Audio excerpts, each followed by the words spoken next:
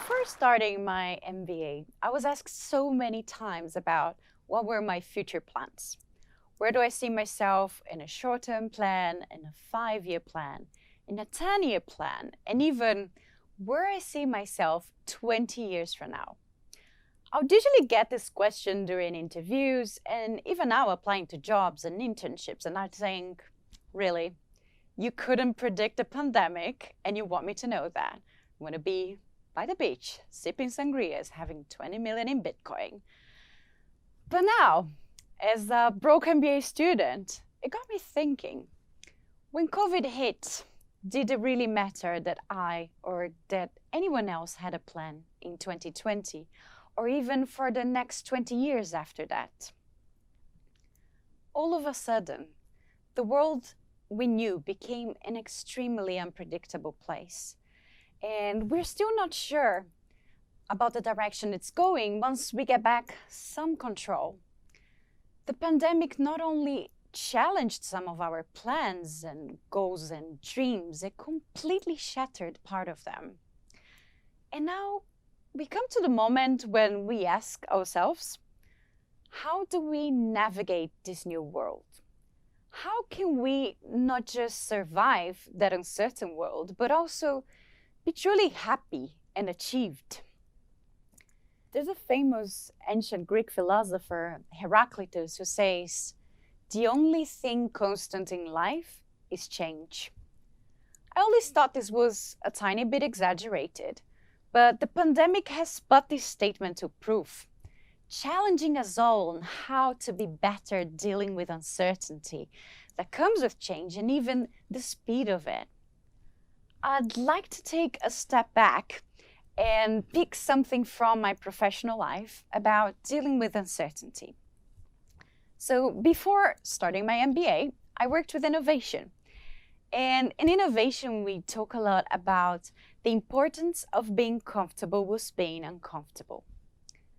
And what I mean by this is you gotta work following a process that is still flexible, but you trust that the process and plan you put in place and the people you get involved will deliver the results.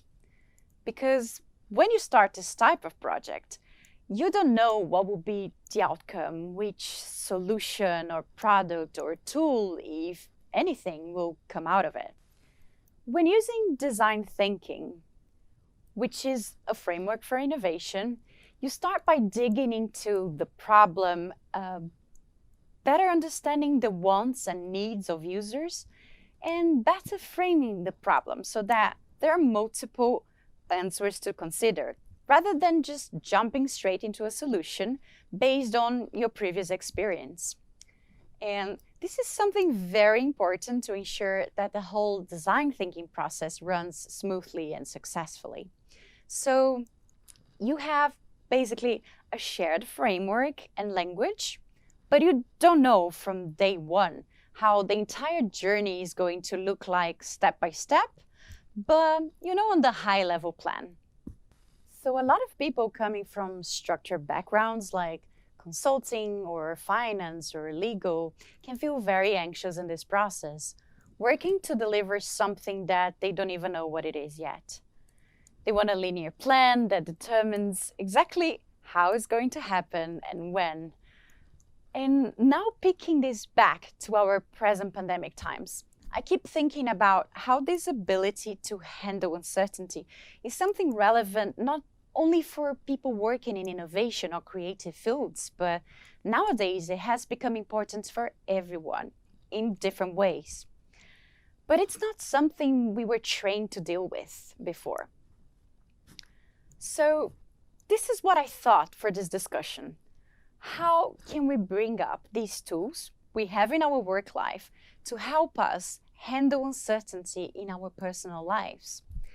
And I also wanted to talk to you about the importance of this one particular skill and how that helps us become better at handling uncertainty. So, how do we handle uncertainty in an innovation project? Well, it's not that we don't have a process or a plan. In fact, it's quite the opposite. In those projects, there is usually an ideal structure set up in the beginning that gets revised on the way as it goes along to account for things you learn on the way. So there is an exploratory phase, what we call the divergent piece, where we look at different ideas and inputs that point us towards a multitude of directions. And there's moments where we think we're getting to something there, and we refine these ideas, what we call the moments of convergence in that process. And a lot of managing anxiety here goes through trusting this process, but also constantly reviewing the plan you made in the beginning. So as I said, you don't know from the beginning what will be the final outcome when you plan the steps that are likely to take you there. Though it is a bit different, since we're talking about tools to handle uncertainty, I can also relate that planning aspect a little bit to what people do in agile methodologies, where they go through processes in small batches. Then they sit and review what they did.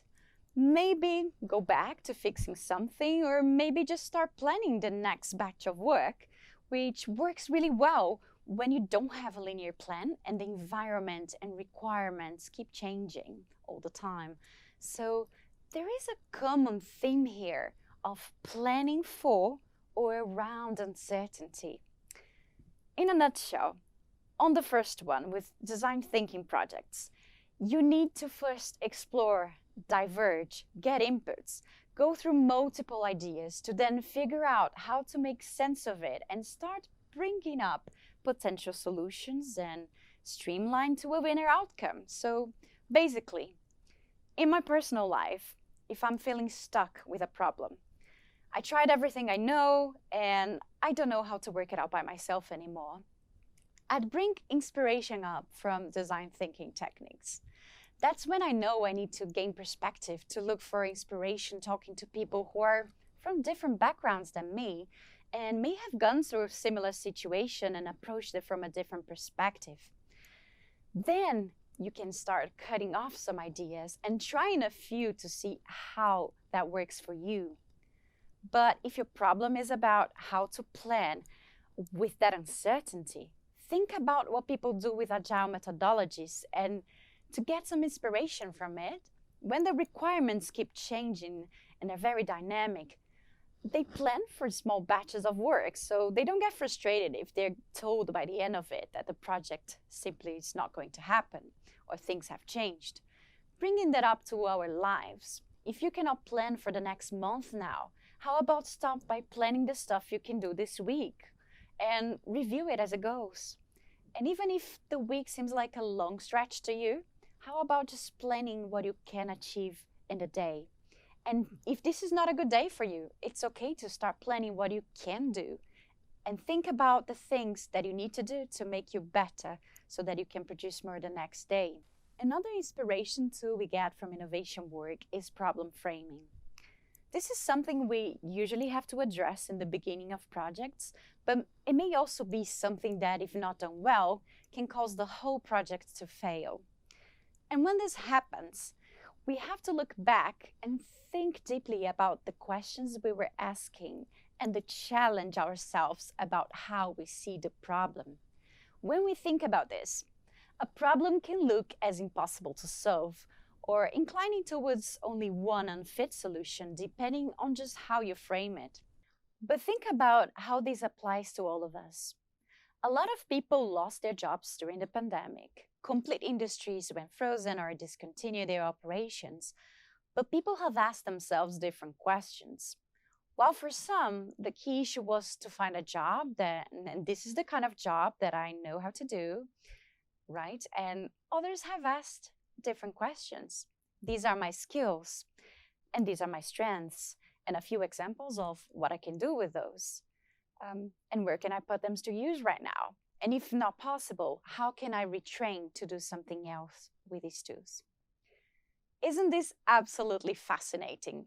Different people are going through the same problem, but looking at the problem from completely different perspectives help them open up for different solutions. With this kind of twist on the problem, during the pandemic, I've seen a waiter going to customer services for a financial institution, a commercial filmmaker turned to 3D mapping, and a risk advisor turned into a cybersecurity manager. So by reframing the problem, you first assume a solution is possible, and second, you look widely into alternatives you would not normally consider, be it inspiration from other industries or working in another country remotely. And third, you challenge yourself. Then you truly unlock the power of adaptability and creative thinking. Looking into the bright side of this pandemic, so many people discovered what they actually love to do, be it in their personal or professional lives. So many found new hobbies and passions out of boredom, like learning how to cook properly or getting a solid exercise routine on. Families that lived apart but didn't speak often got in the habit of speaking regularly, and checking on each other became normal even to men, breaking with a lot of taboo around mental health. Single people found ways to connect digitally and develop healthy relationships with the constraints of COVID. Work-wise, it's true that some people had to find different ways of working out of necessity, which is hard and sometimes very painful.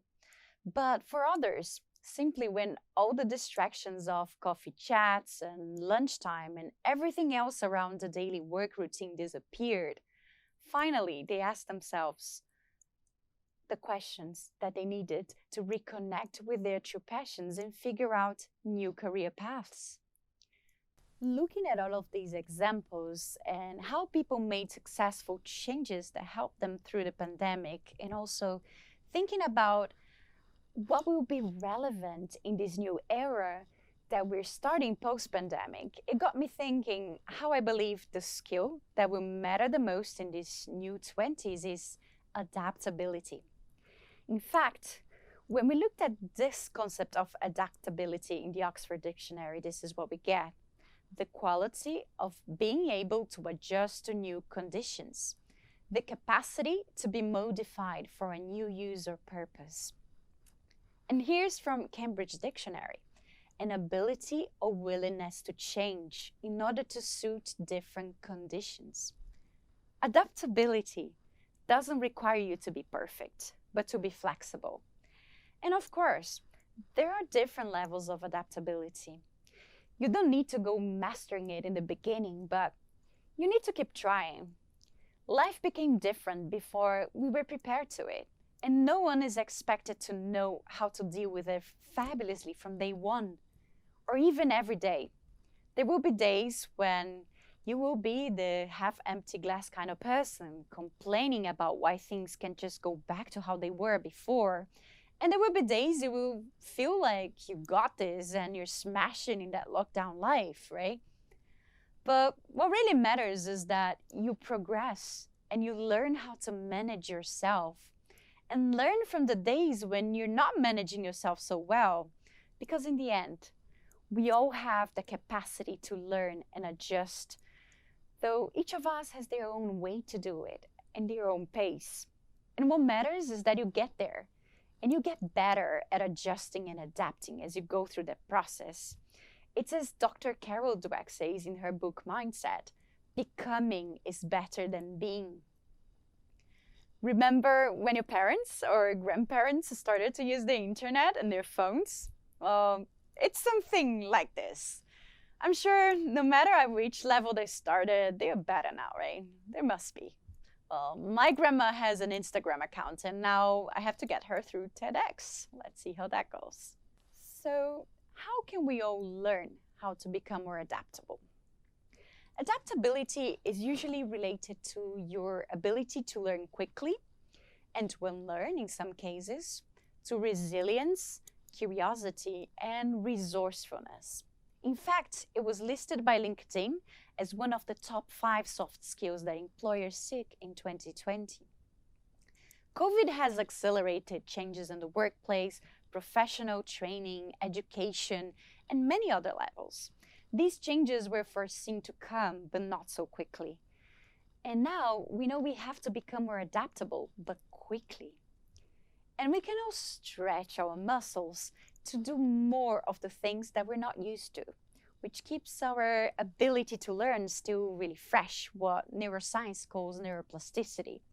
Ask your friends something they've been enjoying to do in their free time and give it a try, even if you're not comfortable in the beginning. To instigate your curiosity, try new sources of information, learn from other people when you speak to them. Which podcasts do they listen to? What new books have they read? What's the best movie they've seen lately?